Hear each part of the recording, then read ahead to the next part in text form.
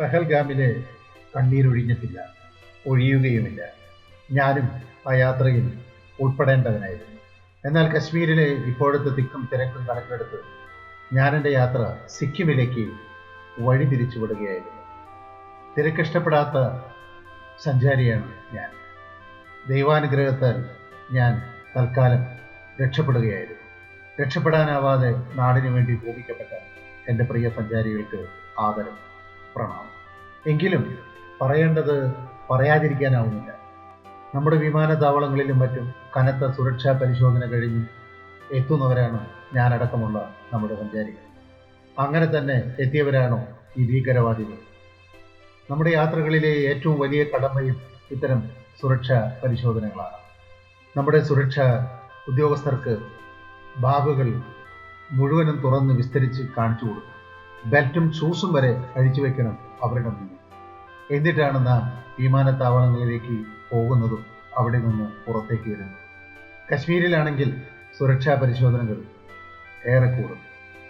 അങ്ങനെ സുരക്ഷിതമാണെന്ന സമ്പൂർണ്ണ ബോധ്യത്തോടെ വരുന്ന പാവപ്പെട്ട സഞ്ചാരികൾക്ക് നേരെയാണ് ഭീകരവാദികൾ പോയിന്റ് ബ്ലാങ്കിൽ നിറയൊഴിച്ചത്. ഇതെങ്ങനെ സംഭവിക്കുന്നു? ഇവർ എങ്ങനെ പഹൽഗാമിലേക്ക് നുഴഞ്ഞു കടന്നു? ഇവർ എങ്ങനെ അതിർത്തി കടന്നു? ആരുടെ സഹായത്തോടെയാണ് ഈ ഭീകരർ ഈ വിനോദസഞ്ചാര കേന്ദ്രത്തിലെത്തിയത്? നമ്മുടെ അതിർത്തി രക്ഷാസേനയെ മറികടക്കാൻ എങ്ങനെ ഇവർക്ക് കഴിയും?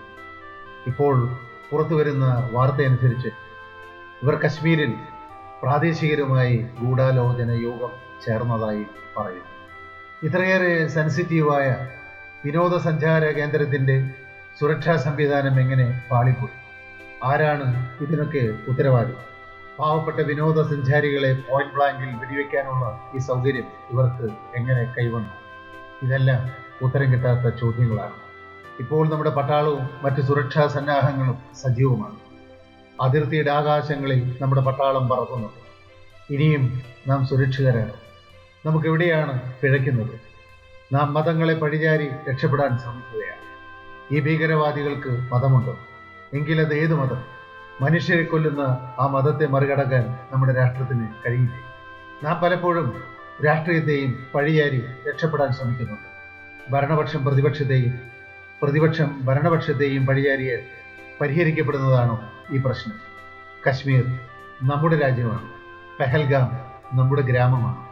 അവിടെ എത്തുന്ന ഭാരതീയരെ വെടിവെച്ചിടാൻ ഭീകരർക്ക് അധികാരവും അവകാശവും കൊടുത്തതാരാണ്? നാം ആരും വീരചരമങ്ങൾക്കോ പരമവീര ചക്രങ്ങൾക്കോ വേണ്ടി മാത്രം ജീവിക്കുന്നവരാവരുത്. വീരചരമങ്ങളും പരമവീര ചക്രങ്ങളും നമ്മുടെ നാടിനെ രക്ഷിക്കുന്ന ധീര ജവാന്മാർക്കുള്ളതാവണം. ഇനിയും പ്രണാമങ്ങൾ ഏറ്റുവാങ്ങാൻ നമുക്ക് സഞ്ചാരികൾ ഉണ്ടാവാതിരിക്കട്ടെ.